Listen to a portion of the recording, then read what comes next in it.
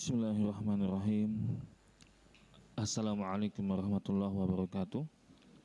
Innal hamdalillah nahmaduhu wa nasta'inuhu wa nastaghfiruh wa na'udzu billahi min shururi anfusina wa min sayyiati a'malina. Man yahdihillahu fala mudhillalah wa man yudhlilhu fala hadiyalah. Asyhadu an la ilaha illallah wahdahu la syarikalah wa asyhadu anna Muhammadan abduhu wa rasuluhu la nabiyah wa la rasulah ba'dah. Amma ba'd, kaum muslimin dan muslimat yang dirahmati oleh Allah Ta'ala, alhamdulillah ini tafsir surat yang ke-106 yaitu surat Quraisy. Insyaallah kita akan membacakan penjelasan ulama berkaitan dengan surat Quraisy. Surat ini dinamakan dengan surat Quraisy. Ada yang mengatakan namanya yang lain adalah Li'ila fi Quraisy. Kenapa seperti itu? Quraisy adalah nama suku yang paling mulia di Saudi Arabia saat itu. Allah menamainya dengan surat Quraisy, atau disebutkan bahwasanya ulama menjelaskan namanya adalah nama Quraisy. Alasannya li'annallaha ta'ala yahki anhum wa lam yusyrik ghairahum fi hadhihi surah. Karena Allah Ta'ala menceritakan Quraisy pada ayat ini, dan Allah tidak menceritakan yang lain, khusus tentang Quraisy diceritakan pada surat ini. Maka dari itu surat ini dinamakan dengan surat Quraisy. Atau nama lainnya li'ila fi Quraisy. Alasannya li'annallaha Ta'ala iftataha surata biha. Karena Allah membuka awal surat ini dengan menggunakan kata li'ila fi Quraisy. Maka kata ulama, sebagian ulama mengatakan namanya adalah li'ila fi Quraisy. Hal ini dijelaskan dalam kitab Awwalul Marrah At-Tadabburul Quran halaman 328. Surat Quraisy ini surat Makkiyah. Artinya diturunkan oleh Allah Ta'ala sebelum Nabi Muhammad SAW hijrah ke Madinah. Dan ulama sepakat akan hal tersebut. Itu dijelaskan dalam tafsir Ibnu Atiyah jilid 5 halaman 525. Ulama sepakat ini surat Makkiyah. Adapun inti pembahasan atau maksud dari surat ini dijelaskan dalam kitab At-Tafsir Al-Wasit Litontowi jilid 15 halaman 513. Tazkiru ahli Makkah bijanibin min ni'amillahi ta'ala alaihim. Untuk mengingatkan penduduk Mekah bahwasanya Allah Ta'ala banyak memberikan mereka nikmat. Itu dijelaskan dalam surat Quraisy ini. Kita bacakan di sini. A'udzu billahi minasyaitonir rajim. Bismillahirrahmanirrahim. Li'ila fi Quraisy. Kebiasaan orang Quraisy. Mereka punya kebiasaan. Kebiasaan tersebut Allah jelaskan di ayat selanjutnya. Ila fihim rihlata syita'i was-shaif. Mereka ini punya kebiasaan bepergian, safar ketika musim dingin dan ketika musim panas. Di situ di Saudi ada musim dingin dan ada musim panas. Kalau kita musim hujan mungkin musim hujan dan musim panas. Dikasih tahu oleh Allah Ta'ala, mereka punya kebiasaan melakukan perjalanan yang biasa mereka lakukan. Pada musim dingin mereka itu ke Yaman, pergi ke Yaman, ke daerah selatan. Namun ketika musim panas, masuk musim panas, mereka itu pergi ke Syam. Tujuannya untuk berdagang, jauh dagangnya itu. Ke Syam, ada juga ke Yaman. Tergantung musimnya. Kalau musim dingin ke Yaman, kalau musim panas mereka pergi ke Syam. Syam sekarang sudah tidak ada lagi, ada 4 wilayah. Lebanon, Suriah, Palestina, Yordania. Sama seperti Uni Soviet yang nggak ada lagi. Sekarang ada Ukraina dan seterusnya. Sekarang Syam 4 wilayah. Itu dagangnya antar negara mereka itu. Mereka dagangnya antar negara. Sampai ke Syam. Jauh perjalanan. Menggunakan onta, ada menggunakan kuda. dan seterusnya.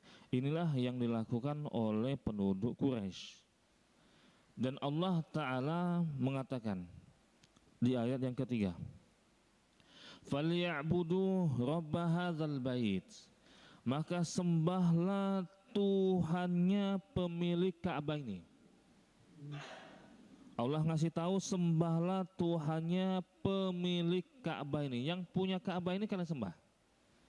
Kenapa seperti itu? Mereka itu mengakui bahwasanya Allah Ta'ala yang mencipta atau yang pemilik Ka'bah.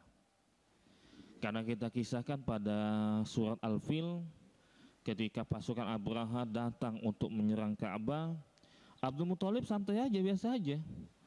Ini ada Tuhannya, ini ada pemiliknya. Nanti urusannya engkau sama pemiliknya nanti, sama Allah Ta'ala. Mereka mengakui bahwasanya pemilik Ka'bah itu Allah Ta'ala. Dan mereka sangat mengagumi Ka'bah, sangat menghormati Ka'bah. Namun walaupun seperti itu, mereka juga meletakkan banyak berhala di sekitaran Ka'bah. Nanti ketika Fathu Makkah, ketika Rasulullah SAW berhasil masuk Mekah, menguasai Mekah kembali, patung-patung itu dihancurkan oleh Rasul dan para sahabat. Allah ngasih tahu, yang pemilik Ka'bah itu cuma Allah Ta'ala. Mereka tahu. Artinya yang harus diagungkan itu Allah, bukan patung-patung. Itu yang Allah Ta'ala jelaskan di ayat ketiga. Setelah Allah Ta'ala memberitahukan kepada Quraisy bahwasanya dialah pemilik Ka'bah, dialah Tuhannya Ka'bah, maka Allah Ta'ala memberitahukan di ayat yang terakhir, ayat keempat, alladzi at'amahum min ju' wa amanahum min khauf. Dan dialah Allah yang telah memberikan kalian makanan untuk menghilangkan lapar kalian dan memberikan rasa aman dari rasa ketakutan. Ini nikmat Allah Ta'ala jelaskan kepada penduduk Quraisy. Kalian itu sudah dikasih makanan, walaupun kalian menyembah patung juga, tapi kalian dikasih makanan oleh Allah Ta'ala dan kalian diberikan rasa aman. Itu yang Allah Ta'ala jelaskan. Di sini kata ulama menjelaskan, kenapa kok bisa mereka itu banyak mendapatkan makanan, pasokan makanan, walaupun wilayah mereka itu kering kerontang kayak gitu dulu, zaman dulu ya. Dan mereka mendapatkan rasa aman. Walaupun di sana itu banyak peperangan dulunya antar suku, tapi wilayah Mekah, wilayah Haram itu mendapatkan keamanan.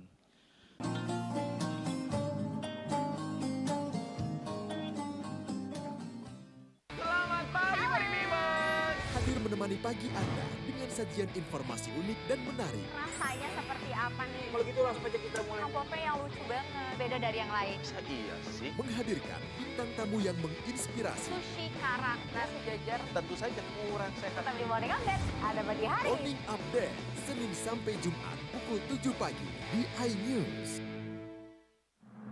Suara tak layak dibungkam. Intelektualitas perlu diuji. Integritas butuh konsistensi demi demokrasi yang hakiki. Suarakan kejujuran demi keadilan menuju kebenaran. Saya Aiman Wicaksono, saatnya rakyat bersuara.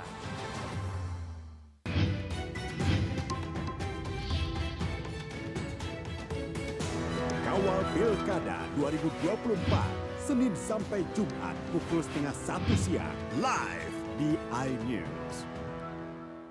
Update informasi terlengkap menuju prime time berkualitas bersama iNews. Halo, selamat sore. Bekerja keras. Ini istilah apalagi jenuh error. iNews sore setiap hari. Di iNewsroom dan Banjar Transporter.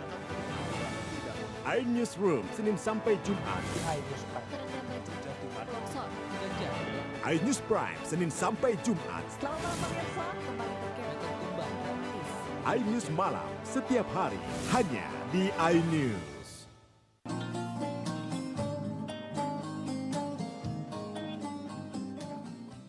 Walaupun wilayah mereka itu kering kerontang kayak gitu dulu, zaman dulu ya. Dan mereka mendapatkan rasa aman. Walaupun di sana itu banyak peperangan dulunya antar suku, tapi wilayah Mekah, wilayah Haram itu mendapatkan keamanan. Kata ulama itu karena berdasarkan doa, sebabnya bisa jadi karena doanya Nabi Ibrahim. Nabi Ibrahim itu doa. Doa faj'al af'idatam minan nas tahwi ilaihim warzuqhum minas samarat. Itu berdasarkan doanya Nabi Ibrahim yang dikabulkan oleh Allah Ta'ala. Mekah itu aman, kemudian juga makmur di situ. Walaupun di sana daerah padang pasir. Doanya Nabi Ibrahim dijelaskan dalam surat Ibrahim ayat 37. Nabi Ibrahim berdoa, ya Allah, jadikanlah ya Allah manusia itu cenderung mengasihi mereka, mengasihi Nabi Ismail dan Hajar ketika Ismail dan Hajar ditinggalkan di Mekah saat itu. Dan jadikanlah mereka itu rindu dengan negeri ini, Mekah. Itulah doanya Nabi Ibrahim. Nabi Ibrahim berdoa supaya orang itu rindu dengan Ka'bah, dengan Mekah, dengan Masjidil Haram. Makanya kadang-kadang banyak orang ngomong itu berangkat haji, berangkat umroh, barulah sebulan yang lalu tiba-tiba kangen saya dengan Ka'bah, kangen saya dengan Mekah, kangen saya dengan Masjidil Haram. Bisa jadi ini doanya Nabi Ibrahim yang Allah kabulkan. Dan Allah kabulkan benar. Banyak orang itu rindu dengan Ka'bah, dengan Masjidil Haram. Itulah doanya Nabi Ibrahim. Warzuqhu minas samarat, dan berikanlah mereka rizki mendapatkan banyak buah-buahan. Maksudnya banyak mendapatkan makanan. Kalau kita pikir dari mana buah-buahan di sana? Daerahnya kering kerontang tapi kok banyak buah-buahan. Kalau ke sana kan banyak pisang, banyak buah-buahan. Itulah salah satu doa Nabi Ibrahim yang Allah Ta'ala kabulkan. Banyaknya pasokan makanan di Mekah situ, di Masjidil Haram tersebut. Walaupun daerahnya itu kering kerontang, kering ya daerahnya itu ya, bukan kering kerontang ya, walaupun ada tumbuhan, tapi beda seperti Indonesia. Tumbuhan itu sangat mudah sekali ditanam. Bukan hanya itu, Nabi Ibrahim juga berdoa di ayat yang ke-35 surat Ibrahim. Ij'al hadzal balada aminan. Ya Allah, jadikanlah negeri ini ya Allah negeri yang aman. Sudah tahu Mekah itu aman. Dan juga Nabi Ibrahim mengatakan Rabbana wab'as rasulan minhum yatlu alaihim ayatika. Dalam surat Al-Baqarah ayat 129. Ya Allah, utuslah Rasul kepada mereka agar Rasul tersebut bisa membacakan ayat-ayat-Mu kepada mereka. Dikabulkan doanya Nabi Ibrahim, diutuslah Nabi Muhammad SAW yang berasal dari Mekah, dari sekitaran Ka'bah. Doa-doa Nabi Ibrahim ini dikabulkan oleh Allah Ta'ala. Dan terbukti Mekah sekarang aman, kemudian juga pasokan makanan juga lancar, banyak di sana. Walaupun kita lihat tanahnya itu kering, tapi banyak sekali makanan, buah-buahan juga banyak.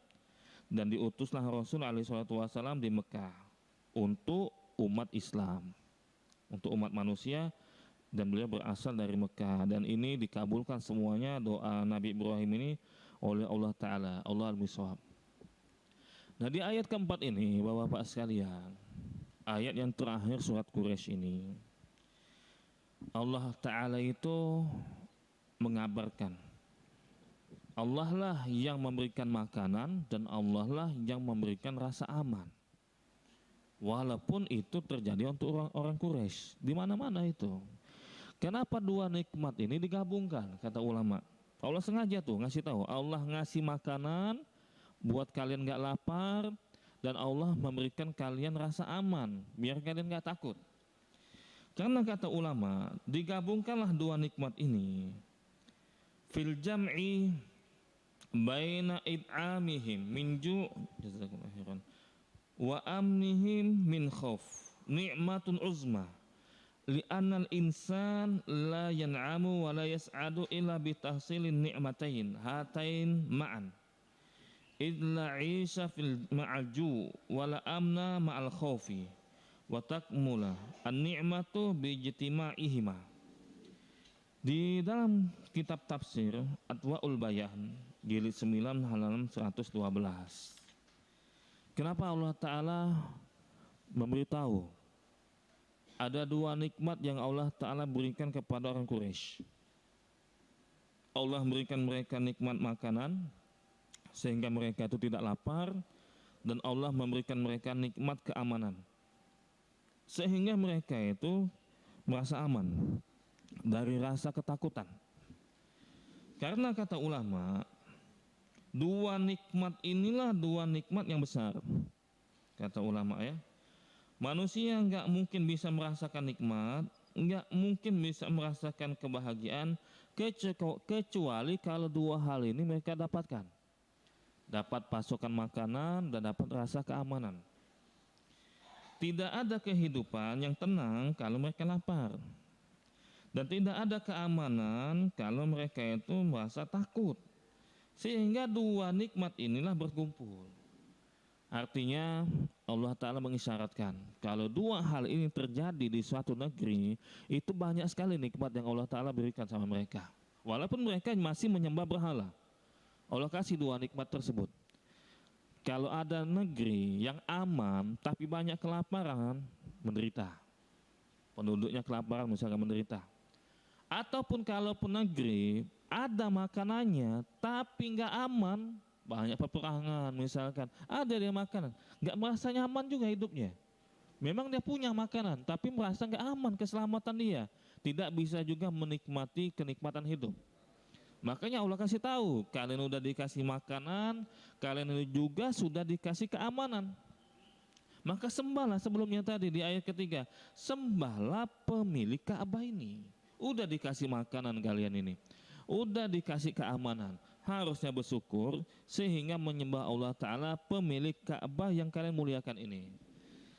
Jadi inilah Bapak-Bapak sekalian berkaitan dengan tafsir Quraisy, tafsirnya ringkas karena 4 ayat ini Bapak-Bapak sekalian ya. Di sini yang mungkin kita bisa ambil faedah, mungkin ada dua ya, yang satu kita singkat saja. Yang pertama, ternyata banyak orang Quraisy itu melakukan perjalanan safar. Safar itu sudah terjadi semenjak zaman dahulu. Walaupun safarnya itu karena tujuan dagang, karena tujuan bisnis, karena tujuan pekerjaan, orang musafir itu tetap mendapatkan keringanan. Keringanan orang musafir itu yang laki-laki ya, yang laki-laki. Pertama boleh untuk tidak sholat Jumat, gak jadi masalah. Lagi safar dia yang mau ke Jakarta, mampirlah misalkan ke Lampung. Samping dia ada masjid misalkan, lagi singgah itu ada masjid tuh. Warga sekitar lagi sholat Jumat. Musafir boleh untuk tidak sholat Jumat. Karena syarat wajibnya, wajib ya bukan sah ya, dia harus mukim, dia harus tinggal di tempatnya. Tapi kalau dia sedang melakukan perjalanan, dia boleh untuk tidak sholat Jumat, namun diganti dengan sholat zuhur. Ada yang pertama. Yang kedua, musafir itu boleh untuk tidak berpuasa Ramadan. Boleh, nggak jadi masalah. Puasa Ramadan, dibatalin sama dia, boleh nggak?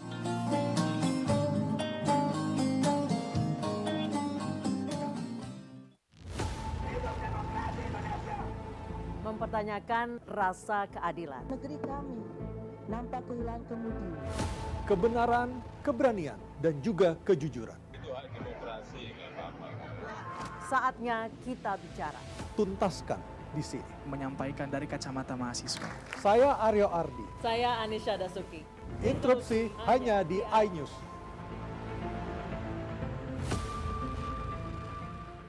Selamat pagi Mari Bibas. Hadir menemani pagi Anda dengan sajian informasi unik dan menarik. Rasanya seperti apa nih? Kalau gitu langsung aja kita mulai. Yang Popeye yang lucu banget, beda dari yang lain. Masa iya sih? Menghadirkan bintang tamu yang menginspirasi. Sushi karak, nasi jajar, Tentu saja kurang sehat. tetap di morning update. Ada pagi hari. Morning Update, Senin sampai Jumat pukul 7 pagi di iNews.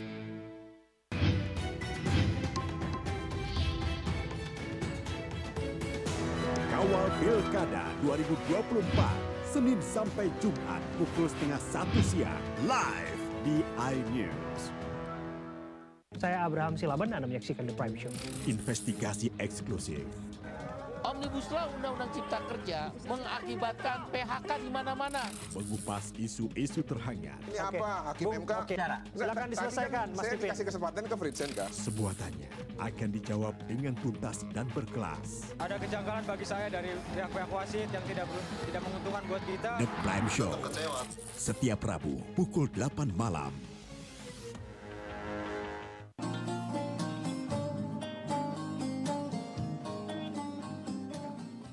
Jadi masalah. Tinggal sekali lagi keringanan tersebut khusus untuk musafir. Sering kita sampaikan bukan calon musafir, bukan.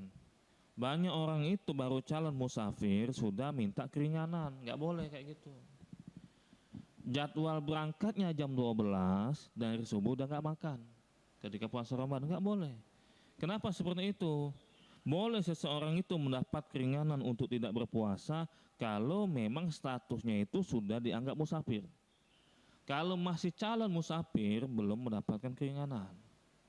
Sehingga kalaupun dia mau membatalkan puasa nanti kalau dia sudah keluar kota, bukan lagi di Palembang misalkan, sudah di Matapura atau yang mana atau Batu Raja misalkan dia lewat ya. Itu sudah musafir tuh. Kalau sudah musafir, boleh dia itu membatalkan puasa Ramadannya atau tidak puasa, nggak jadi masalah. Atau misalkan ketika sahurnya masih musafir dia, nggak mau puasa silakan. Nanti Pak Ustadz saya jam 7 nyampe Palembang. Cuma sahur ini waktu subuh ini saya masih musafir, saya nggak mau puasa silakan, nggak jadi masalah. Karena memang mendapatkan keringanan. Tapi kalau sudah nyampe ke Palembang, nyampe ke kotanya, nggak boleh dia itu nggak puasa Ramadan. Kecuali kalau ada uzur, Allah alim bisawab. Yang kemudian, musafir itu juga boleh untuk mengqashar sholat. Mengqashar sholat. Qashar sholat itu khusus untuk musafir. Bukan untuk yang lain. Kalau jamak sholat boleh untuk sebab yang lain. Karena kebutuhan yang sangat mendesak boleh jamak sholat. Namun kalau qashar itu khusus musafir. Sehingga nanti bapak-bapak sekalian, ibu-ibu sekalian, kalau ada yang bepergian keluar kota, qashar sholat kan meringkas. Sholat asar jadi 2 rakaat, sholat zuhur jadi 2 rakaat, sholat isya jadi 2 rakaat. Yang 4 rakaat itu bisa dibagi 2, bisa diringkas. Itu khusus musafir. Sama kasusnya kayak orang yang boleh membatalkan puasa. Kalau sudah dianggap musafir, boleh dia mengqashar sholat. Tapi kalau masih dalam kota, umpamanya saya mau berangkat ini Pak Ustadz, mau berangkat kemana, ke Jakarta misalkan. Dia boleh nggak jamak sholat? Silakan jamak sholat, nggak jadi masalah. Tapi kalau mengqashar sholat nggak boleh. Kenapa nggak boleh? Karena statusnya itu belum dianggap musafir. Kalau mau jamak sholat silakan, mungkin nanti repot dia, sholat asarnya di jalan misalkan, sholat asarnya di kendaraan yang nggak bisa berhenti misalkan, silakan jamak sholat zuhur sama sholat asar. Itu ketika dia masih di kotanya. Tapi kalau masih di kotanya udah mengqashar sholat nggak boleh. Atau sudah nyampe ke kotanya, habis safar nyampe ke kotanya qashar sholat nggak boleh. Qashar sholat itu sekali lagi khusus untuk musafir. Kalau belum keluar kota maka nggak boleh qashar, tapi boleh menjamak sholat. Allah alim bisawab. Ya, kemudian yang faedah yang bisa kita ambil dalam surat Quraisy ini, bapak-bapak sekalian, Allah Ta'ala memberikan nikmat makanan. Kita ini bapak-bapak sekalian berkaitan dengan makan ini ya, makan minum. Kita dalam sehari mungkin nggak kehitung lagi makan dan minum itu. Jadi kebiasaan kita, bahkan jadi kebutuhan makan dan minum. Namun ternyata bapak-bapak sekalian, makan dan minum ini tata caranya sudah diajarkan dalam syariat Islam. Udah ada tuh diajarkan dalam syariat Islam. Kalau kita terapkan itu, maka pundi-pundi pahala tuh banyak. Tapi kalau kita sekedarnya udah kebiasaan Pak Ustadz ini makan mode kayak gini, nggak dapat pahala tuh.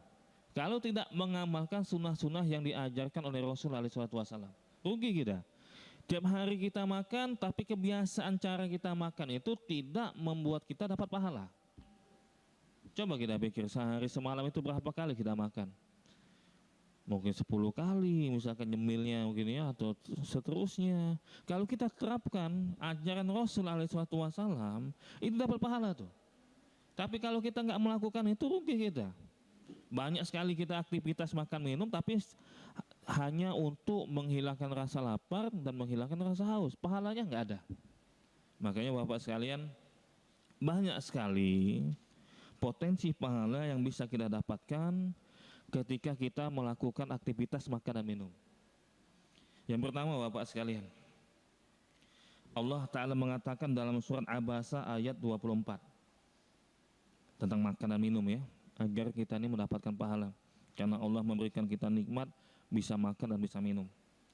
Di ayat ke-24 surat Abasa, falyanzuril insanu ila ta'ami, hendaklah manusia itu merenungi makanan mereka itu.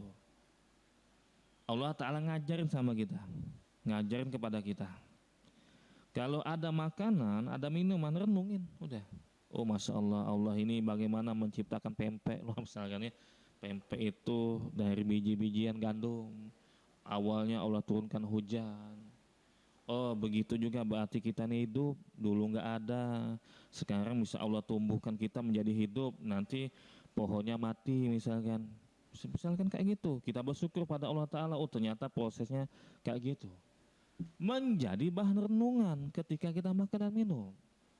Bisa jadi kita renungkan itu hasil ciptaan Allah. Masya Allah ciptaan Allah ini. Dari hujan bisa menumbuhkan tumbuh-tumbuhan ini diolah sehingga menjadi makanan. Atau kita renungkan yang lain. Oh ternyata kita bersyukur Allah Ta'ala mengasihkan nikmat makanan. Alhamdulillah di Palembang banyak pempek. Nah, tempat lain susah nyari pempek misalkan. Di Jawa beda ternyata pempeknya. Itulah kita disuruh Allah Ta'ala untuk merenung. Tujuannya agar bersyukur kita itu. Tujuannya agar bisa kita ini memikirkan kuasa Allah Ta'ala. Itu yang pertama. Nah, bukan hanya merenung, ini bahannya siapa yang menciptakan. Bukan hanya merenung biar kita bersyukur. Kita juga disuruh Allah Ta'ala untuk merenung. Makanan itu halal apa enggak? Nah itu. Disuruh Allah Ta'ala untuk merenung. Makanan yang kita makan itu halal apa enggak? Kenapa memangnya? Karena makanan halal bisa mempengaruhi kualitas ibadah kita. Hal tersebut Allah Ta'ala jelaskan di dalam surat Al-Mu'minun ayat 51. Ya ayyuhar rusul, kulu minat thayyibati wa'malu sholihan, inni bima ta'maluna alim. Wahai para rasul, kalian tuh makanlah yang baik-baik, pesan Allah Ta'ala. Kalau Rasul dipesan, berarti untuk umatnya juga. Kalian makanlah makanan yang baik, kemudian kalian itu beramal soleh lah. Ada dua hal yang Allah Ta'ala pesankan dalam surat Al-Mu'minun ayat 51. Makanlah makanan yang thayyib, yang baik, dan kalian beramal soleh lah. Kenapa dua hal itu digabungkan dalam satu ayat? Perintah itu, pesan Allah Ta'ala, digabungkan dalam satu ayat, dua hal ini.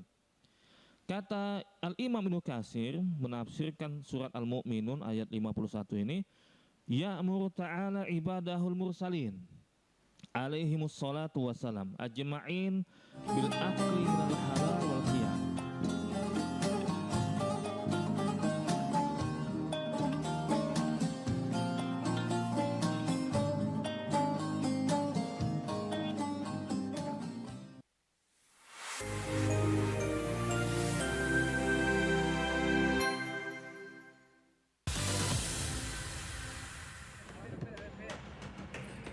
Seorang pengawas dan operator alat berat tewas tertimbun tanah saat bekerja di lokasi tambang galian C di Korong Kalampayan, Kecamatan Sungai Limau, Kabupaten Padang Pariaman, Sumatera Barat. Petugas dan warga langsung mengevakuasi korban untuk dibawa ke rumah sakit. Berdasarkan penyelidikan polisi, saat kejadian kedua korban sedang melakukan pengerjaan masing-masing, baik sebagai pengawas maupun operator alat berat. Tiba-tiba tebing tempat mereka bekerja runtuh dan menimbun keduanya. Menurut polisi, kejadian itu murni kecelakaan. kita evakuasi beberapa jam setelah tertimbun longsoran tanah material saat itu. Demikian. Artinya tidak ada tersangka dalam kasus ini, Pak? Ya, dalam kejadian ini, dalam peristiwa ini tidak ada tersangka karena ini murni musibah sedang yang dialami oleh 2 orang korban. Diduga tebing runtuh lantaran tanah di kawasan itu labil. Usai kejadian, kawasan itu langsung ditutup polisi. Dari Padang Pariaman, Sumatera Barat, Eka Guspriyadi, Ainus melaporkan.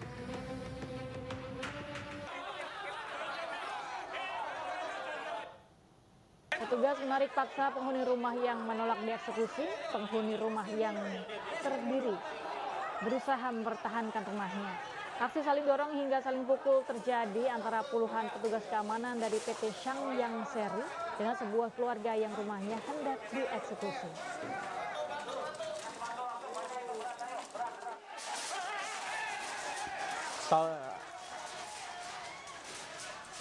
Saling dorong antara petugas dengan penghuni perumahan juga tak terhindarkan. Warga yang menolak dieksekusi berusaha mengusir petugas dengan menggunakan seng. Pengosongan paksa rumah dinas ini dilakukan karena 52 penghuni rumah telah masuk masa pensiun. Sebelum melakukan pengosongan, pihak Pertadi telah melakukan sosialisasi dan memberikan kompensasi. Sementara warga beralasan penolakan dilakukan karena saat ini masih proses gugatan di pengadilan.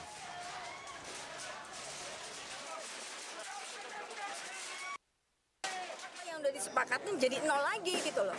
Mereka main dorong-dorong sampai ada yang luka kan Bapak jadi. Masalahnya yang tahu persis itu DPRD Komisi A. Harusnya kita seperti apa? Karena memang mediasi sendiri kita belum selesai waktu kemarin di wali kota.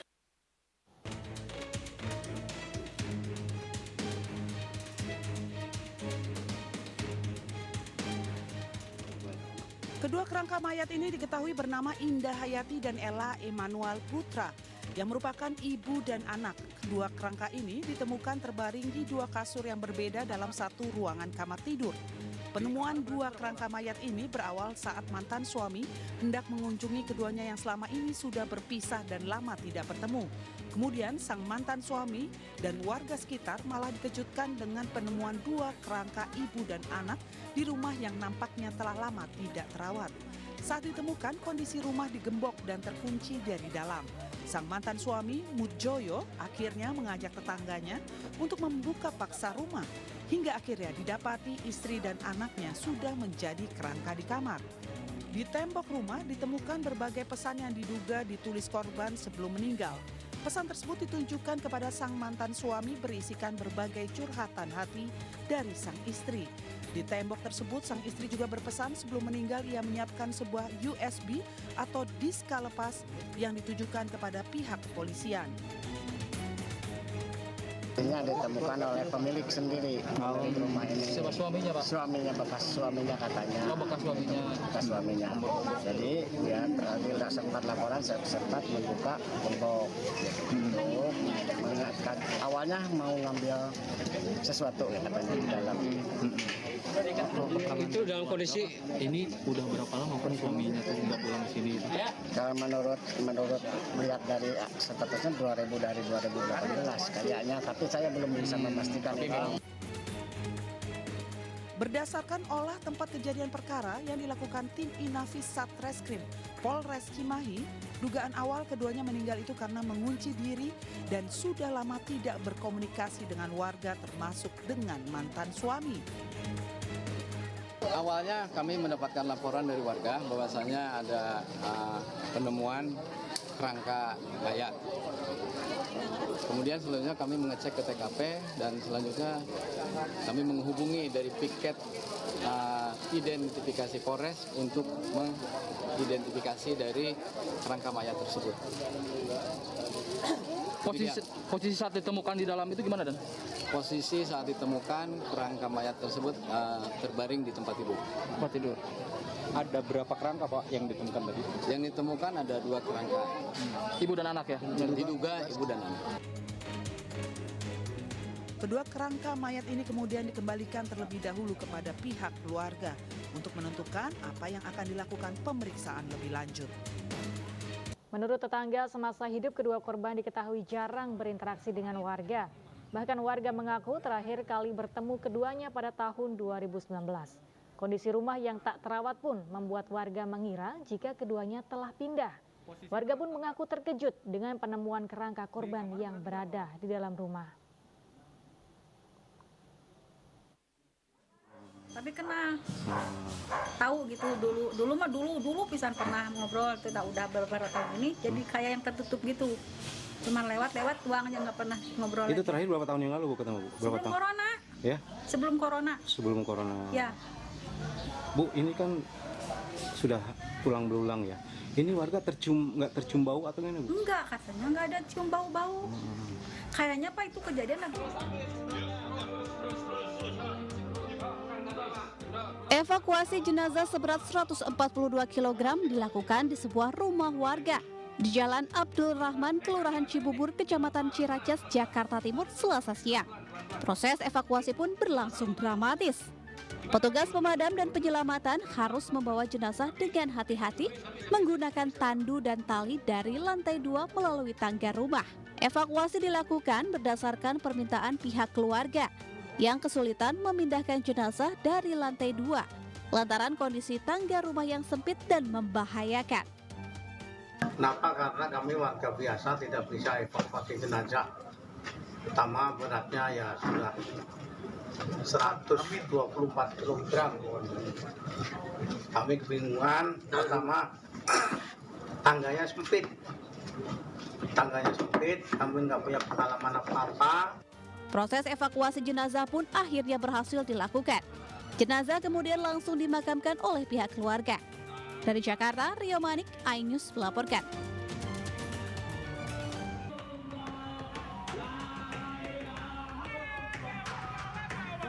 Aksi bakar keranda mewarnai unjuk rasa massa dari Aliansi Madura Indonesia di depan Gedung Pengadilan Negeri Surabaya.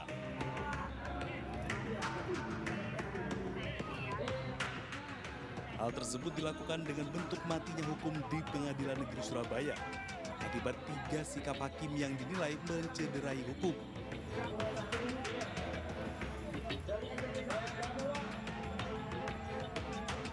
Selain itu, pendemo berorasi dan membentangkan berbagai poster, termasuk poster Ronald Tanur selaku terdakwa pembunuhan yang divonis bebas oleh 3 hakim Pengadilan Negeri Surabaya dan dipimpin Hakim Damanik.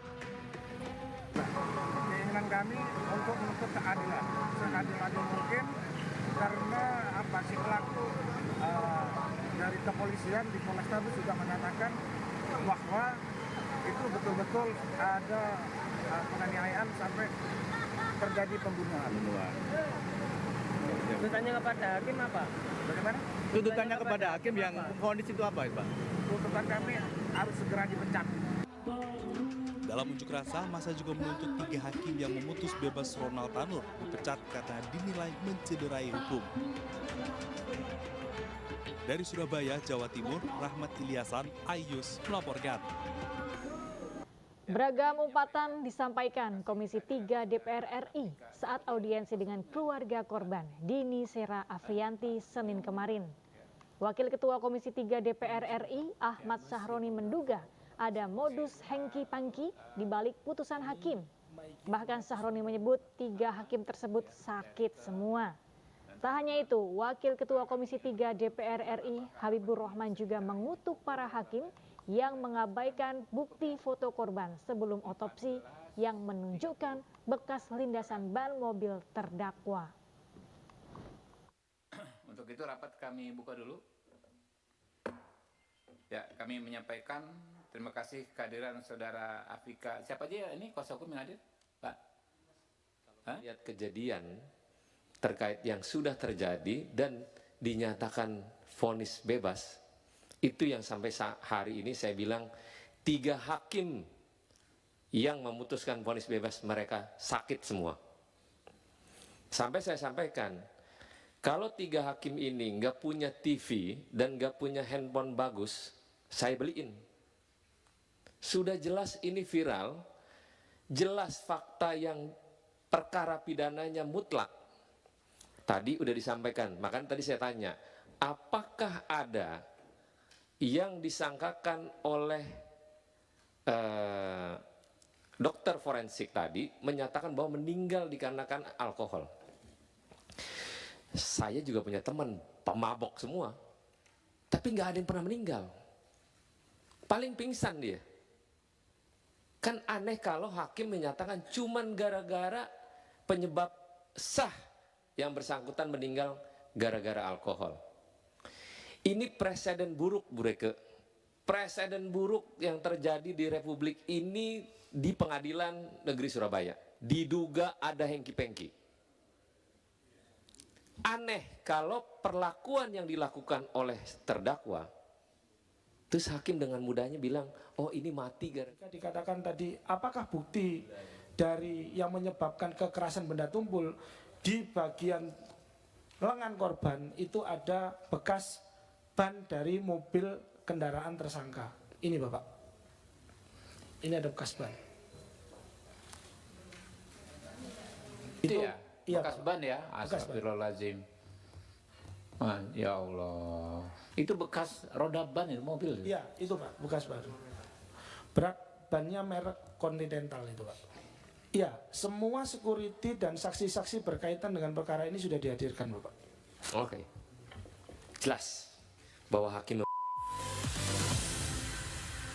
Selamat pagi, hadir menemani pagi Anda dengan sajian informasi unik dan menarik. Rasanya seperti apa nih? Kalau gitu langsung aja kita mulai. Sampope yang lucu banget, beda dari yang lain. Iya sih. Menghadirkan bintang tamu yang menginspirasi. Sushi karak, nasi jajar. Tentu saja kurang sehat. Tetap di Morning Update, ada pagi hari. Morning Update, Senin sampai Jumat pukul 7 pagi di iNews. Temani weekendmu bersama program kuliner spesial. Kalaparan, eksplor gokil wisata kuliner. Tempat makan yang jarang terekspos. Food Diary, mengupas sejarah kuliner, hidangan viral dari Nusantara sampai mancanegara. Mantep banget, mantep banget. Saksikan Kuliner Special Weekend, Sabtu dan Minggu pukul 10 pagi di iNews. Mau pasang AC untuk atlet-atlet kita di kamarnya mereka. AC-nya AC portable. Kita dibantu volunteer. Halo. Sekarang kamar siapa yang akan kita pasang AC-nya? Wah, sampai di kamarnya Mas Fajar dan Rian. Halo. Halo. Kamarnya berantakan. Ini kondisi kamar para atlet.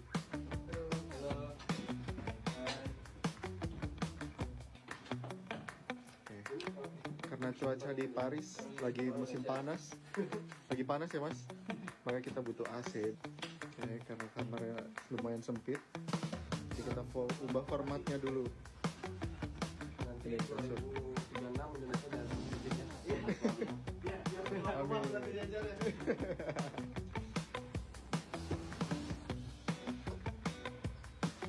Ini mau dipasang apanya nih Sang? Ini penutup biar udara tidak masuk ke dalam. Udara panasnya bisa. Oke, kita coba. Dingin, so? Kita cek dulu. Mantap. AC-nya sudah terpasang. Selamat istirahat, Mas Fajarian. Semoga pertandingannya sukses. Selamat istirahat. Lebih dari 10.000 atlet berkompetisi di Olimpiade 2024 yang diselenggarakan di Paris, Prancis. Zheng Haohao, 11 tahun asal Cina, yang berlaga di cabang olahraga skateboarding jadi atlet termuda di Olimpiade 2024. Zheng Haohao mulai menekuni olahraga skateboarding sejak berusia 7 tahun. Ia pun memiliki segudang prestasi. Di umur 9 tahun, ia pernah mewakili Guangdong pada Pesta Olahraga Nasional 2021 dan berhasil finish di posisi 14. Di tahun 2022, ia memenangkan gelar event Women Part Skateboarding di Guangdong Provincial Games. Sementara debut internasional pertamanya di World Skateboarding Tour di Argentina pada tahun 2023. Ia finish di posisi 23. Raihan tersebut membuat dirinya lolos Olimpiade 2024, sekaligus jadi atlet termuda di turnamen tersebut. Tak bisa ke Paris guna menyaksikan langsung Olimpiade musim panas, warga lansia di Los Angeles, negara bagian California, menggelar Olimpiade tiruan sendiri. I've never missed an Olympics yet, and I've been around a long time, so I'm proud to have been able to do that. And the past, and I'm looking forward to doing it again in the future. Penghuni berbagai panti lansia setempat berkompetisi dalam sejumlah pertandingan, termasuk lari, lempar, dan juga bola basket. Our athletes have been so determined. We've had them practicing every day. We've added strength training. We've added coordination. We've added, obviously, the sports we were doing, the relay, the basketball, the golf. And they've been so excited. Pemenang mendapatkan medali seperti layaknya dalam Olimpiade sungguhan. Tapi para peserta mengakui kemenangan bukan tujuan utama. I think they're very good bringing us together. Good for our brains and our hearts and our bodies. Well, I think it's very friendly and everyone's doing something, and it's fun to be moving around. It's positive. It was super fun, and I haven't really played basketball since I was in high school, so this was fabulous.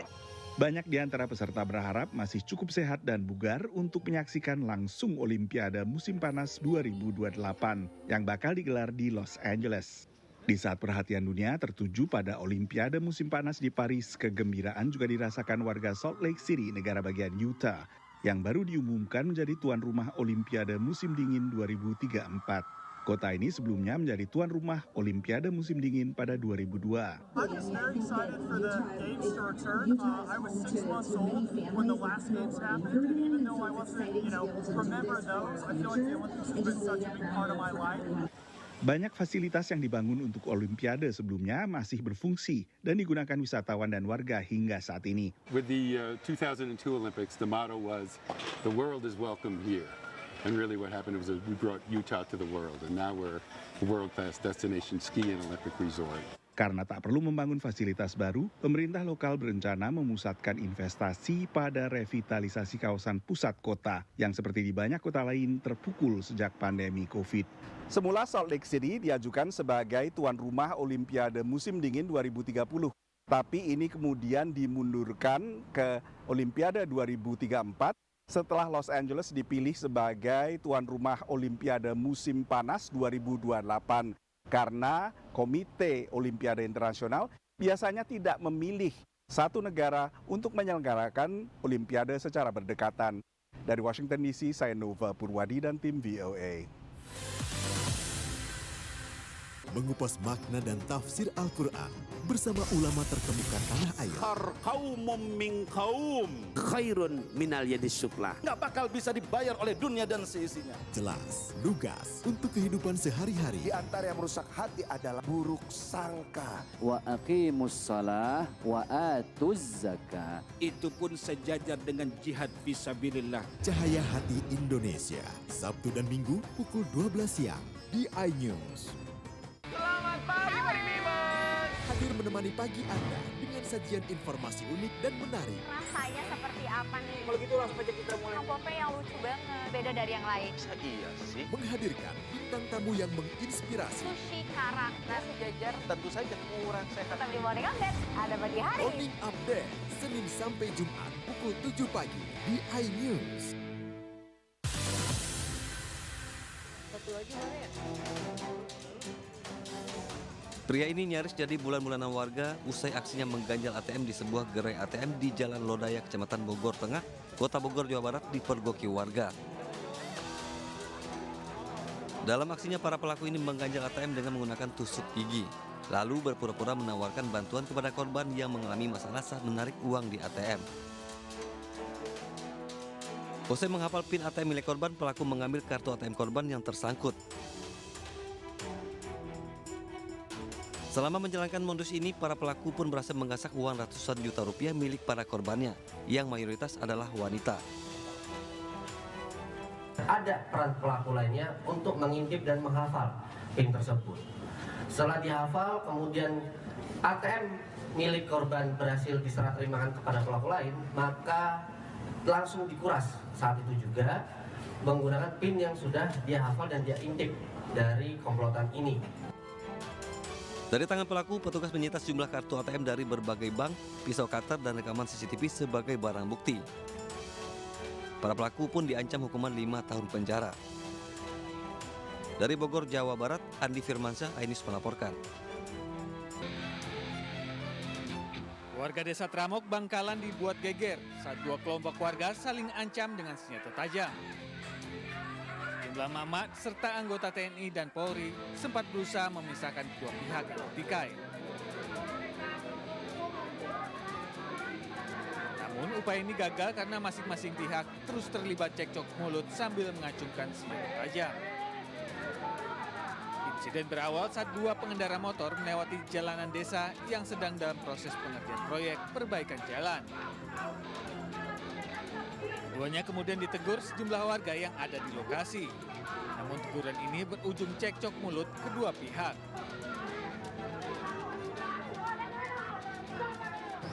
Dua orang pemuda yang mengendarai sepeda motor dengan kenceng, kemudian ditegur sama masyarakat yang mungkin lagi jaga di kampung, kemudian terjadi cekcok pengendara sepeda motor tersebut sama sejumlah masyarakat yang duduk di pinggir jalan. Keributan ini akhirnya reda usai sejumlah tokoh agama dan masyarakat ikut datang ke lokasi untuk menghentikan pertikaian. Dari Bangkalan, Jawa Timur, Taufik Syahrawi, iNews melaporkan.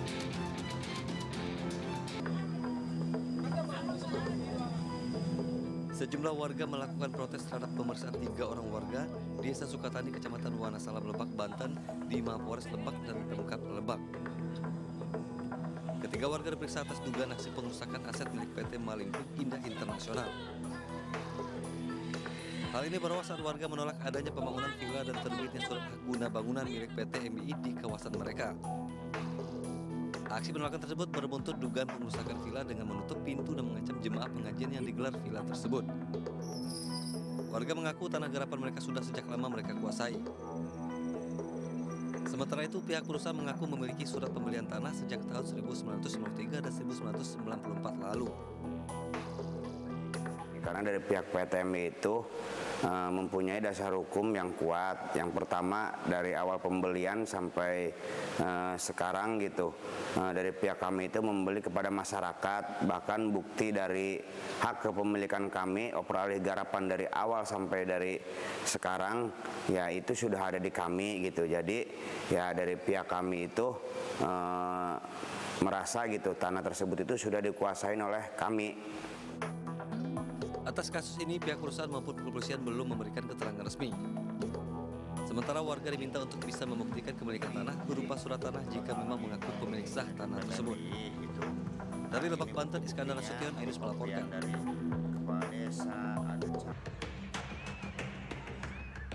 Ratusan orang saling dorong dan berebut uang yang disebar di Pantai Serandil, Cilacap, Jawa Tengah.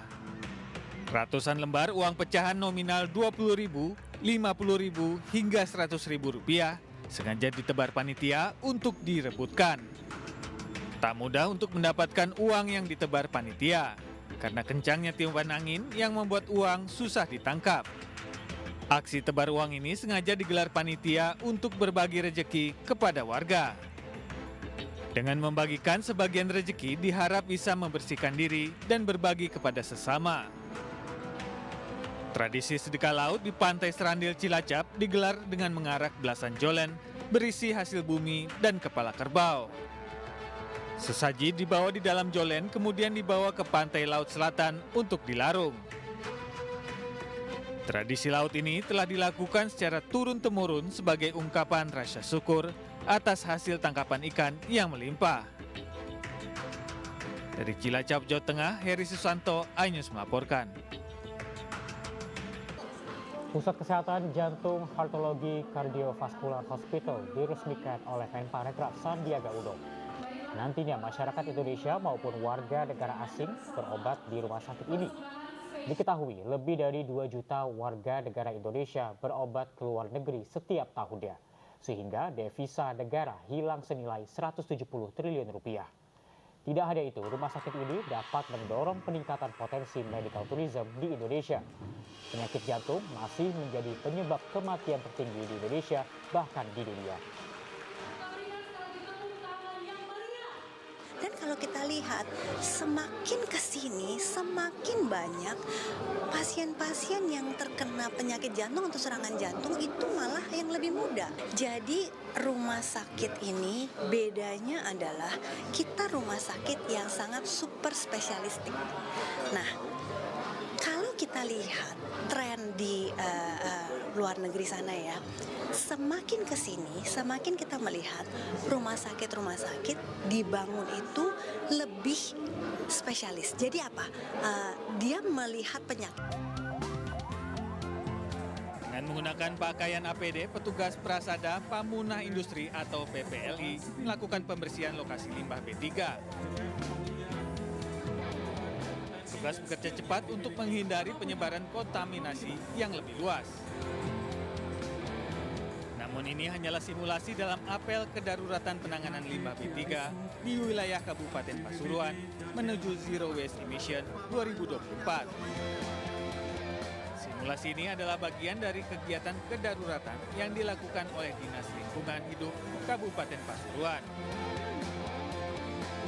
Penanganan limbah B3 atau lainnya tentu itu sudah merupakan amanah peraturan pemerintah dan Perda di Kabupaten Pasuruan, maka ini wajib dilaksanakan. Dan alhamdulillah Pasuruan adalah dari sekian daerah tingkat 2 se-Indonesia, hari ini kita urutan ke-10 telah melaksanakan. Sebetulnya industri di Kabupaten Pasuruan ini cukup banyak ya, dari skala kecil sampai skala besar ada sekitar 1.500 industri. Jadi itu yang merupakan tanggung jawab kita bersama untuk menjaga pencemaran lingkungan terutama limbah B3 yang ada di Kabupaten Pasuruan. Simulasi ini diharapkan dapat meningkatkan kesadaran dan kesiapsiagaan semua pihak dalam menghadapi bencana limbah B3. Dari Pasuruan, Jawa Timur, Jaka Samudra, Anyus melaporkan.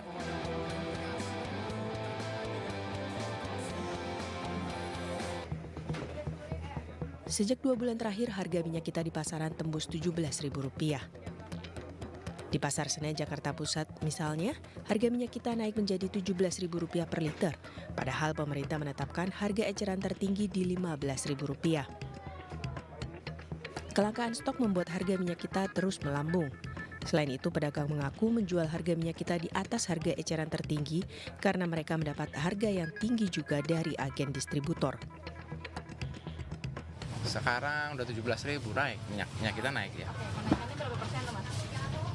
2.000 sih ya naiknya. Di Pasar Senen sendiri itu ada kayak kelangkaan? Ada, iya. Kemarin agak sempat langka ini saat bulan ini. Pedagang dan pembeli berharap pemerintah bisa turun tangan menstabilkan harga kebutuhan pokok di pasar. Dari Jakarta, Anissa Septiarani, Sadu Budi Santoso, iNews melaporkan. Sekretaris Utama Badan Pangan Nasional atau Bappenas menyatakan penyebab harga cabai yang mencapai Rp100.000 per kilogram karena produksi yang menurun, salah satunya disebabkan oleh cuaca. Pihaknya pun berupaya menghadirkan berbagai solusi, salah satunya menanam cabai sendiri di rumah. Program tanam cabai mandiri dulu pernah dilakukan lewat program pekarangan lestari. Bappenas telah menyarankan agar pemangku kepentingan pertanian membagikan benih cabai ke masyarakat.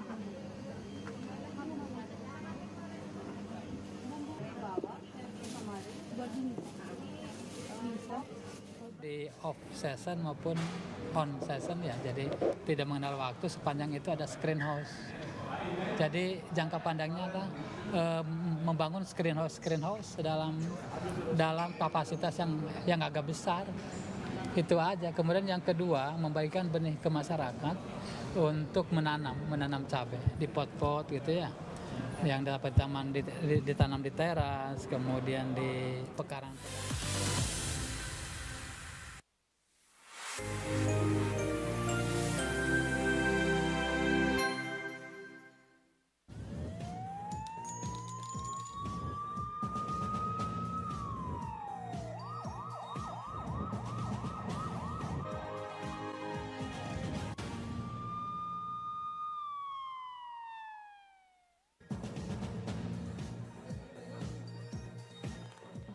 Siswa sekolah dasar keracunan massal.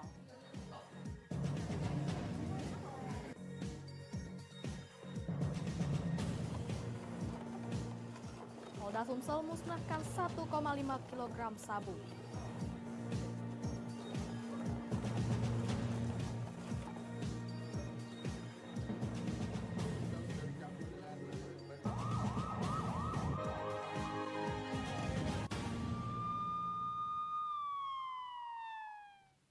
Selamat pagi, apa kabar pemirsa? Senang sekali saya dapat menemani Anda untuk menyampaikan berita kriminal dan peristiwa yang terjadi di Sumatera Selatan dan sekitarnya dalam program Borgol. Dua saja informasi utama tadi mengawali jumpa kita pada pagi hari ini. Beragam informasi kriminal lainnya telah kami siapkan untuk Anda bersama saya Lovina Mulia. Inilah Borgol selengkapnya.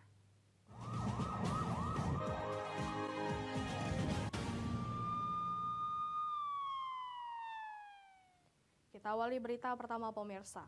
Sejumlah siswa Sekolah Dasar Negeri 39 Kota Palembang keracunan massal usai mengkonsumsi jajanan berbentuk minuman semprot berbagai rasa yang dijual di kantin sekolah. Siswa yang alami mual dan muntah-muntah langsung dilarikan pihak sekolah ke rumah sakit. Sejumlah siswa kelas 4 Sekolah Dasar Negeri 39 Kota Palembang keracunan massal usai mengkonsumsi jajanan berbentuk minuman semprot berbagai rasa yang dijual di kantin sekolah. Total ada 9 siswa yang keracunan, 5 orang telah diperbolehkan pulang ke rumah, 4 orang sisanya harus menjalani perawatan intensif di rumah sakit usai mengalami gejala mual dan muntah yang mengkhawatirkan. Peristiwa ini terjadi pada hari Senin kemarin. Saat itu siswa yang sedang jam istirahat sekolah membeli jajanan yang dijajahkan di kantin. Namun saat hendak mengikuti jam pelajaran, siswa alami gejala mual hingga harus dilarikan ke puskesmas terdekat. Melihat kondisi korban alami gejala mengkhawatirkan, pihak puskesmas merujuk siswa yang keracunan ke rumah sakit terdekat. Pihak sekolah segera mencari tahu penyebab para siswa alami keracunan, hingga didapati bahwa para siswa tersebut baru saja mengkonsumsi minuman berbagai varian rasa tersebut. Tim Badan Pengawas Obat dan Makanan serta aparat kepolisian yang menyelidiki kasus ini telah mengamankan seluruh sampel minuman semprot rasa yang dijual di kantin. Ada 3 siswa semulanya, nah, terus satu lagi siswa laki-laki menyusul karena dia merasa mual, merasa pusing. Jadi karena dia sekelas, jadi langsung kami bawa ke rumah sakit Bunda. Total ada berapa, Bu? Total ada 4. Sementara itu, PLT Dirjen Pencegahan dan Pengendalian Penyakit Yudi Pramono menanggapi ada perihal siswa diduga keracunan jajanan. Ya kan? Terkait dengan bahan makanannya, kemudian apakah itu expired atau tidak, gitu kan? Penyajiannya bagaimana itu harus dipastikan betul. Dan untuk pedagang yang menjual jajanan tersebut telah diambil keterangan oleh pihak kepolisian dari sektor Ilir Timur 1 Kota Palembang dan masih berstatus sebagai saksi. Kini sampel minuman semprot berbagai rasa tersebut telah dibawa BPOM daerah Sumatera Selatan guna diperiksa kandungannya. Dari Palembang, Guntur iNews melaporkan. Ribuan ikan mati dan mengapung di Sungai Babatan, Kecamatan Pedamaran, Kabupaten Oki, Sumatera Selatan. Belum diketahui penyebab matinya ikan-ikan tersebut. Beberapa hari terakhir warga desa di Kecamatan Pedamaran, Kabupaten Ogan Komering Ilir dikejutkan dengan banyaknya ikan-ikan mati dan mengapung di Sungai Babatan di kecamatan tersebut. Bahkan jumlah ikan yang mati dan mengapung ini cukup banyak hingga ribuan. Masyarakat pun tidak mengetahui penyebab matinya ikan-ikan tersebut. Ikan mati itu setiap hari memenuhi sungai mereka yang kemungkinan besar ikan berasal dari Sungai Mesuji karena sungai yang ada merupakan sungai yang mengalir dan tembus ke sungai-sungai lain seperti Mesuji, Lempuing, dan lainnya. Diakui warga ikan yang mati tersebut dari berbagai jenis ikan dan ukuran mulai dari kecil hingga berukuran besar. Ada di antaranya satu ikan itu beratnya mencapai 4 kg. Di antara ikan-ikan yang mati itu ada yang masih bisa dan layak untuk dikonsumsi, sehingga ada sebagian warga yang mengambilnya untuk dimakan. Kalau gara-gara ikan yang mati ini kati, tapi sebelumnya mungkin gara-gara apa orang-orang yang pengemin lebak itu sering gatal-gatal. Yang ngambil lebak sungai apa segala macamnya, pengemin lelang itu kan. Kalau setahun 2 tahun belakang, tidak pernah gatal-gatal ini. Sekarang terasa gatal-gatal itu. Nggak tahu apa penyebabnya. Hingga saat ini belum diketahui penyebab matinya ikan. Masyarakat pun tidak ada yang keracunan ataupun sakit setelah memakan ikan yang mati tersebut. Dari Ogan Komering Ilir, Fitriadi iNews melaporkan. Beralih ke informasi lainnya pemirsa. Anggota TNI Kodim 0402 OI Sumatera Selatan menggagalkan aksi kriminalitas yang akan dilakukan oleh pelaku begal bersenjata api. Anggota TNI dan pelaku sempat bergulat saat pengamanan.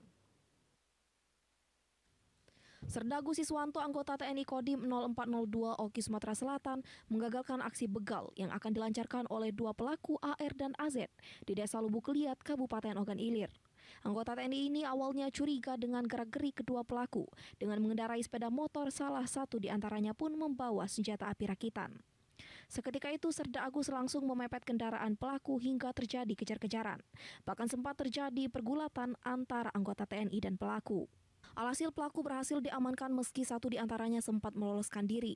Lalu pelaku dibawa ke Polsek Tanjung Batu untuk proses hukum lebih lanjut. Dari penangkapan itu disita satu pucuk senpira jenis revolver, 4 butir amunisi dan peluru kaliber. Waktu kejadian, Saudara Agus, Sersan 2 Agus ini melaksanakan patroli, kebetulan bertemu dengan kelompok itu sebanyak 2 orang.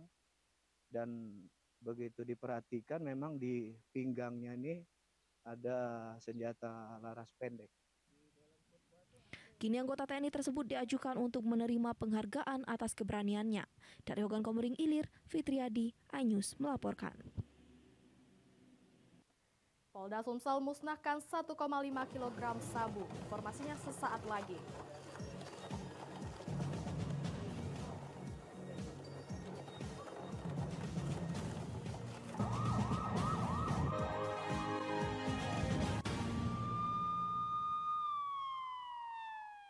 Mengupas makna dan tafsir Al-Quran bersama ulama terkemuka tanah air. Kaumum min kaum khairun minal yadis suflah. Nggak bakal bisa dibayar oleh dunia dan seisinya. Jelas, lugas untuk kehidupan sehari-hari. Di antara yang merusak hati adalah buruk sangka. Wa aqimus shalah wa atuz zakah. Itu pun sejajar dengan jihad fisabilillah. Cahaya Hati Indonesia, Sabtu dan Minggu pukul 12 siang di iNews. Selamat pagi Bimers. Hadir menemani pagi Anda dengan sajian informasi unik dan menarik. Rasanya seperti apa nih? Kalau gitu langsung aja kita mulai. Pempek yang lucu banget, beda dari yang lain. Iya sih. Menghadirkan bintang tamu yang menginspirasi. Sushi kara, nasi jajar. Tentu saja kurang sehat. Tapi morning update ada pagi hari. Morning Update, Senin sampai Jumat pukul 7 pagi di iNews. Update informasi terlengkap menuju prime time berkualitas bersama iNews. Halo, selamat sore. Bekerja keras. Jadi istilah apalagi Gino Error. iNews sore setiap hari. Di iNewsroom dan Banjar Transporter. iNews Room Senin sampai Jumat. iNews Prime. iNews Prime Senin sampai Jumat. Selamat malam pemirsa, kembali berkembang gratis. iNews Malam setiap hari hanya di iNews. Temani weekendmu bersama program kuliner spesial. Kalaparan, eksplor gokil wisata kuliner. Tempat makan yang jarang terekspos. Food Diary, mengupas sejarah kuliner, hidangan viral dari Nusantara sampai mancanegara. Mantep banget, mantep banget. Saksikan kuliner spesial weekend, Sabtu dan Minggu pukul 10 pagi di iNews. Suara tak layak dibungkam. Intelektualitas perlu diuji. Integritas butuh konsistensi demi demokrasi yang hakiki. Suarakan kejujuran demi keadilan menuju kebenaran. Saya Aiman Wicaksono, saatnya rakyat bersuara.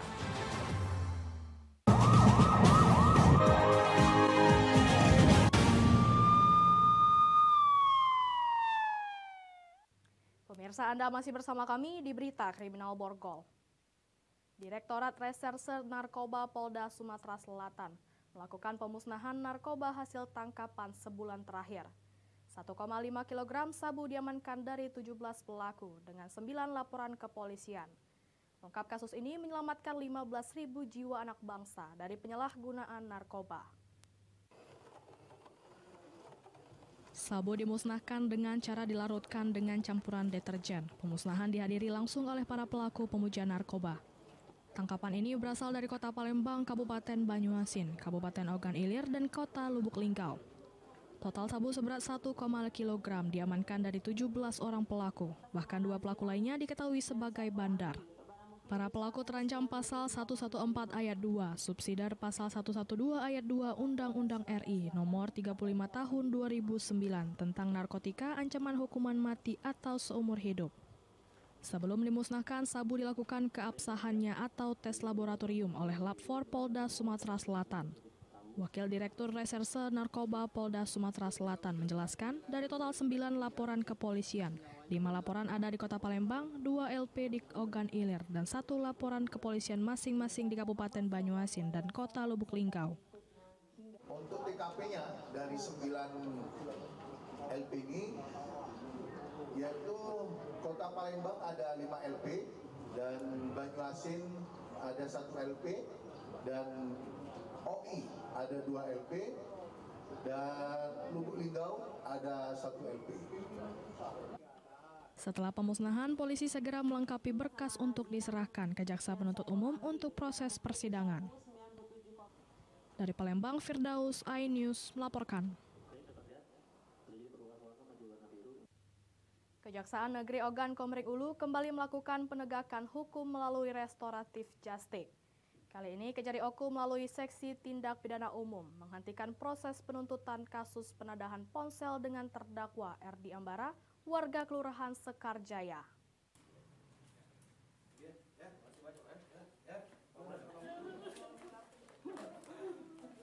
Isak tangis mewarnai penyelesaian kasus melalui restoratif justice oleh Kejaksaan Negeri Oku terhadap seorang bapak muda yang melakukan penadahan HP dengan terdakwa Erdi Ambara, warga Kelurahan Sekarjaya.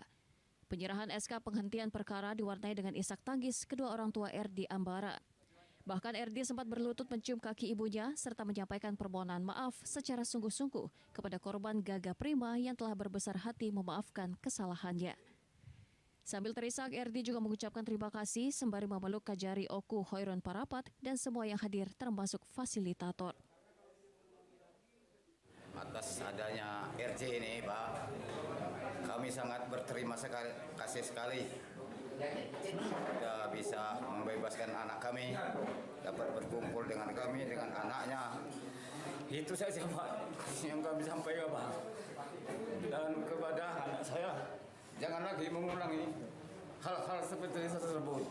Kenapa dilakukan? Karena memang RJ ini adalah salah satu program yang dicanangkan oleh Kejaksaan, di mana diharapkan Kejaksaan bersama seluruh jajaran harus tetap mengedepankan keadilan yang humanis, terutama kepada masyarakat kita yang berada pada kategori rentan terhadap persoalan hukum. Yang kedua, persoalan hukumnya juga telah ditentukan, jadi tidak semua perkara bisa kita kerjakan.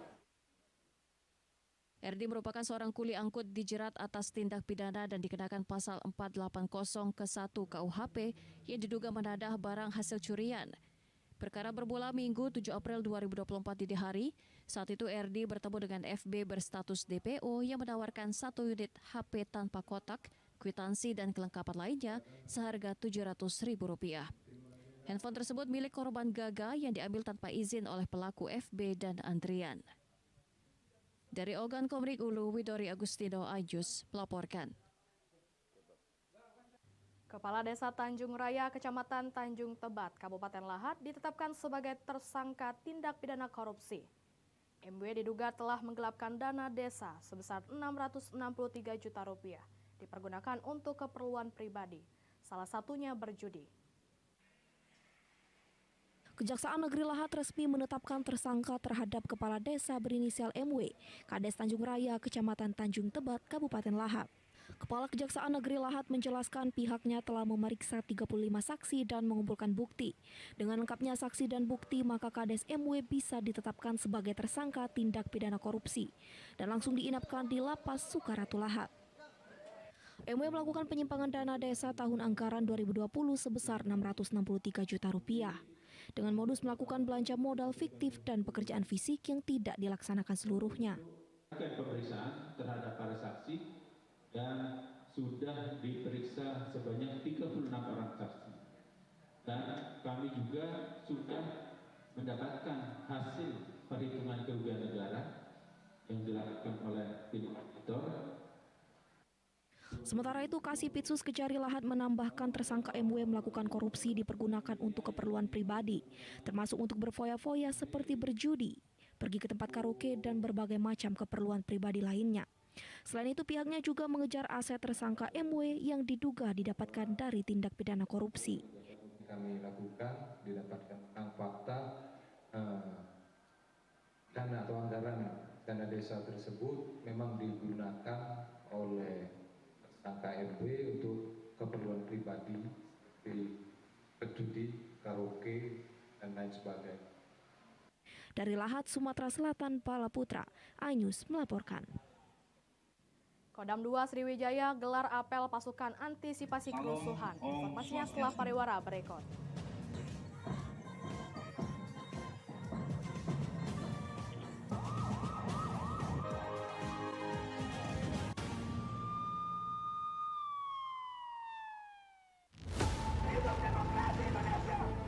Mempertanyakan rasa keadilan. Negeri kami nampak kehilangan kemudi. Kebenaran, keberanian, dan juga kejujuran. Itu hak demokrasi, nggak apa-apa. Saatnya kita bicara. Tuntaskan di sini. Menyampaikan dari kacamata mahasiswa. Saya Aryo Ardi. Saya Anisha Dasuki. Interupsi hanya di iNews.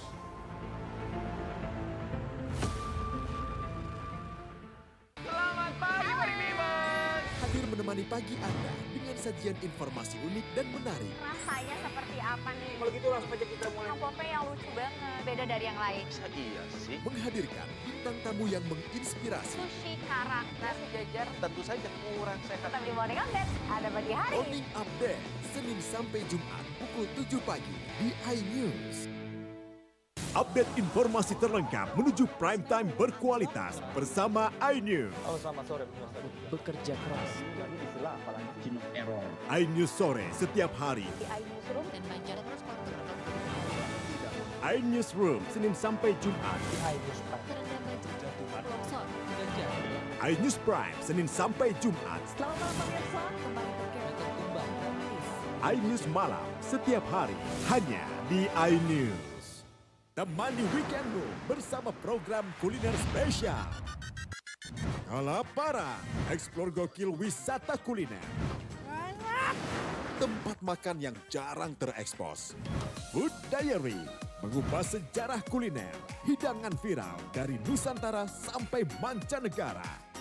Mantep banget, mantep banget. Saksikan kuliner spesial weekend, Sabtu dan Minggu pukul 10 pagi di iNews.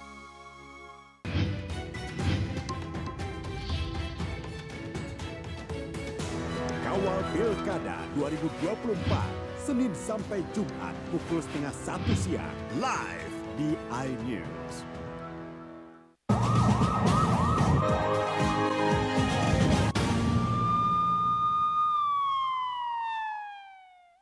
Pemirsa, Anda masih bersama kami di Berita Kriminal Borgol. Menjelang pemilihan kepala daerah serentak 27 November 2024 mendatang, Kodam 2 Sriwijaya gelar apel pasukan, cek kesiapan prajurit, peralatan antisipasi kerusuhan massa, dan simulasi aksi demo dalam membantu Polri. Komando Daerah Militer 2 Sriwijaya gelar apel pasukan persiapan pilkada serentak di Palembang, Sumatera Selatan. Apel pasukan dan pengecekan kesiapan prajurit yang akan ditugaskan di pilkada nanti dipimpin langsung Panglima Kodam 2 Sriwijaya. Selain itu, Pangdam juga melakukan pengecekan terhadap peralatan yang akan digunakan antisipasi jika terjadi kerusuhan massa. Dan dalam apel persiapan pilkada, prajurit TNI dilakukan simulasi aksi demo dalam membantu Polri. Panglima Kodam 2 Sriwijaya, Maijen TNI Naudi Nurdika mengatakan, saat ini pihaknya akan lakukan pemetaan daerah di Sumsel yang rawan jadi prioritas, karena saat ini pasukan TNI banyak dalam penugasan di luar provinsi. Sementara jika ada prajurit yang tak netral di pesta demokrasi pilkada akan dikenakan sanksi. Ya, tentang netralitas saya kira sudah jelas ya dari pimpinan kita Perkantas Panglima TNI, Asa dan tentunya saya juga demikian. Tidak ada tawar-tawar lagi. netralitas TNI itu kunci. Dari Palembang, Guntur iNews melaporkan. Seorang remaja tenggelam usai melompat di jembatan gantung objek wisata Bendungan Waterfang, Kota Lubuk Linggau. Setelah 15 jam pencarian, remaja tersebut berhasil ditemukan warga dan petugas gabungan. Beginilah proses evakuasi korban Rohit Astrat 15 tahun usai ditemukan warga dan tim gabungan yang melakukan pencarian. Proses evakuasi korban berlangsung dramatis pada Senin 29 Juli 2024 sekitar pukul 9:50 pagi. Terlihat jasad berhasil ditemukan warga dalam kondisi tak bernyawa tersangkut di dasar sungai. Warga dan petugas langsung bahu-membahu mengangkat tubuh korban dari dasar sungai. Lalu jenazah dibawa ke daratan dengan menggunakan perahu karet. Korban ditemukan tidak jauh dari lokasi dirinya melompat dari jembatan gantung objek wisata Bendungan Waterfang. Saat proses evakuasi, banyak warga yang datang untuk melihat langsung proses pencarian korban. Saat ditemukan, korban masih berada di dasar sungai dalam kondisi terlungkup. Selanjutnya, korban langsung dievakuasi tim gabungan menuju ke rumah sakit. Ya, tentunya kami menghimbau kepada seluruh masyarakat Kota Lubuk Linggau dan sekitarnya yang mungkin mempunyai anak, karena rata-rata yang menjadi korban adalah anak-anak, untuk memberikan edukasi ataupun penyampaian dengan anak-anaknya untuk tidak mandi di tempat-tempat yang memang sebetulnya sudah dilarang dari pemerintah ataupun dari instansi yang bertanggung jawab terhadap tempat ini. Jenazah saat ini sudah dibawa keluarga ke rumah duka untuk segera dimakamkan. Dari Lubuk Linggau, Sudirman iNews melaporkan. Demikian sajian berita kriminal dalam program Borgol hari ini. Semoga informasi tadi dapat memberikan manfaat bagi kita semua. Saya Lavina Mulia, sampai jumpa.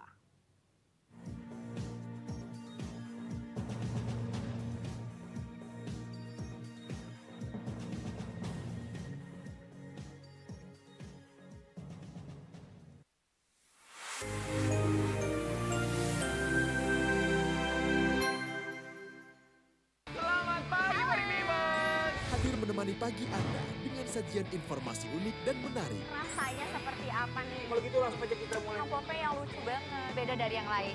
Iya sih. Menghadirkan bintang tamu yang menginspirasi. Sushi karak, nasi jajar. Tentu saja kurang sehat. Tetap di Morning Update, ada pagi hari. Morning Update, Senin sampai Jumat pukul 7 pagi di iNews. Temani weekendmu bersama program kuliner spesial. Kalaparan, eksplor gokil wisata kuliner. Tempat makan yang jarang terekspos. Food Diary, mengupas sejarah kuliner, hidangan viral dari Nusantara sampai mancanegara. Mantep banget, mantep banget. Saksikan Kuliner Special Weekend, Sabtu dan Minggu pukul 10 pagi di iNews.